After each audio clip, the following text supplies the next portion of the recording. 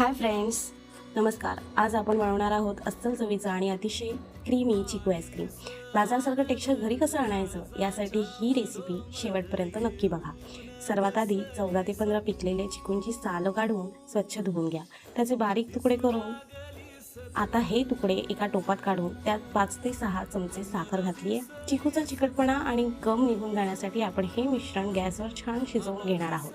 यातच 9 ते 10 तुळशीची पाने टाकायची, ज्यामुळे एक वेगळाच फ्रेश स्वाद येतो. हे शिजलेले मिश्रण थंड झाल्यावर थोडं दूध घालून मिक्सरला छान वाटून घ्या. दुसरीकडे 1 लिटर दूध गॅसवर आटवायला ठेवलेले आहे.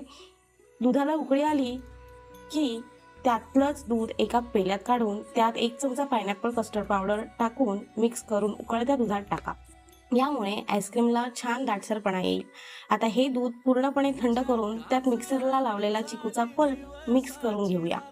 मिश्रण एका डब्यात काढून फ्रीजमध्ये थोडा वेळ सेट करायला ठेवा. अर्धवट सेट झाल्यावर ते पुन्हा बाहेर काढून मिक्सरला फिरवून घ्यायचं. त्यात थोडी मिल्क पावडर टाकायची. यामुळे आपल्या आईस्क्रीमला एकदम मऊ आणि क्रीमी टेक्स्चर मिळेल. आणि पुन्हा एकदा सेट करायला ठेवा आणि तयार आहे चविष्ट चिकू आईस्क्रीम.